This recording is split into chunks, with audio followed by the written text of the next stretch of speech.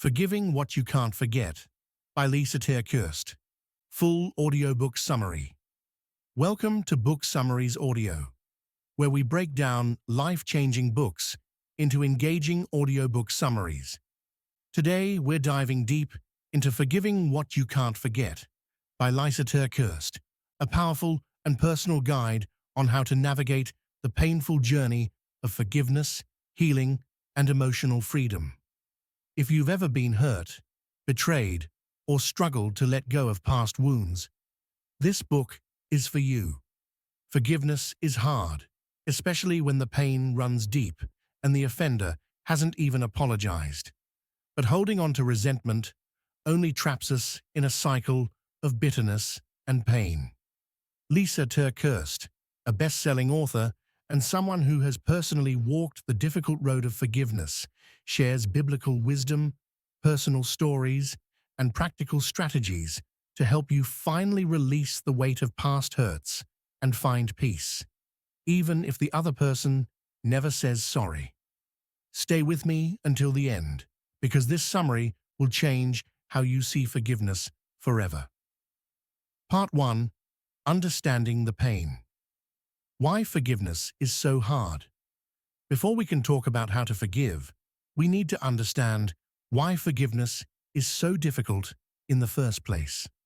Lysa starts the book by addressing the common struggles we all face when dealing with deep hurt. I don't want to forgive because they don't deserve it. If I forgive, they get away with it. My pain is too big to ever move on from. Sound familiar? The truth is, holding on to anger, bitterness, and resentment does not punish the other person. It punishes us. Unforgiveness keeps us stuck in the past, replaying the same painful memories over and over again. It affects our relationships, our peace, and even our physical health.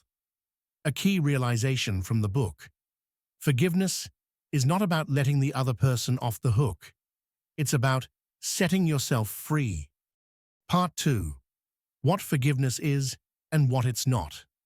One of the biggest misconceptions about forgiveness is that it means forgetting what happened, excusing the person's behavior, restoring the relationship as if nothing happened.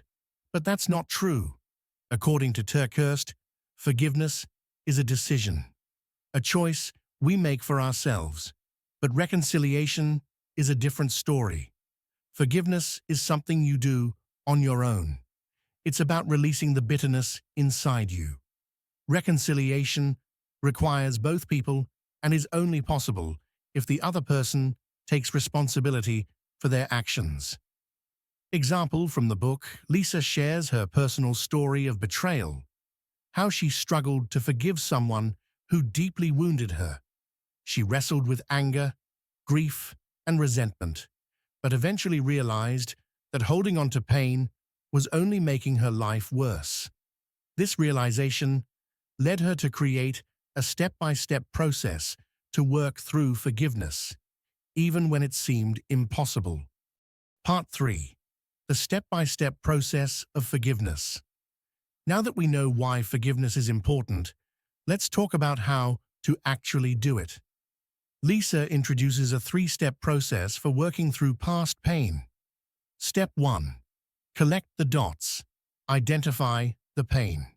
You can't heal what you don't acknowledge. Start by writing down everything that hurt you, every betrayal, every broken promise, every painful moment. Ask yourself, what happened that caused me this pain?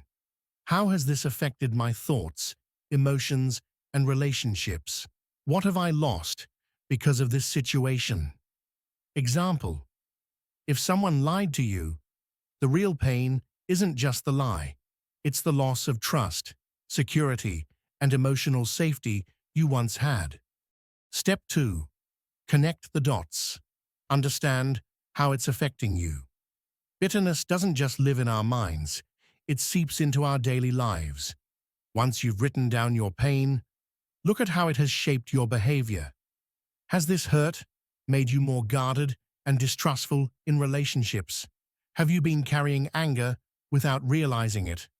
Are you avoiding healing because staying angry feels safer? Lysa encourages us to be honest about the damage unforgiveness has caused in our own lives.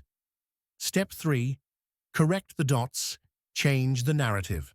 The goal is not to erase the pain, but to release its control over you. Instead of saying, "I will never get over this," say, "This was painful, but I choose to move forward." Instead of saying, "They don't deserve my forgiveness," say, "I'm forgiving for myself, not for them." Biblical perspective on forgiveness. Lysa reminds us that God calls us to forgive because he first forgave us. In Ephesians 4, verse 32. Forgiveness doesn't mean we agree with what happened, but it frees us from carrying the burden of bitterness. Part 4. Healing, even when the other person never apologizes. One of the most difficult challenges in forgiveness is when the other person refuses to acknowledge their wrongdoing. What if they never say sorry? What if they keep hurting you? What if they don't care about the damage they caused? Lysa's answer: forgive anyway. Why? Because forgiveness is for you, not for them. Because you don't need their apology to move forward. Because staying bitter only gives them more power over your life. Letting go is not losing, it's gaining your peace back. Final thoughts: the freedom of forgiveness. Lysa TerKeurst teaches us that forgiveness is not a feeling, it's a choice. It's a decision to release the pain, the anger, and the bitterness. It's an act of self-care, emotional freedom, and spiritual healing. It's the path to inner peace, no matter what the other person does. So ask yourself, who do you need to forgive today? Not for their sake, but for yours. What's your biggest takeaway from forgiving what you can't forget? Drop a comment below. I'd love to hear your thoughts. You can get the full book using the link in the description below.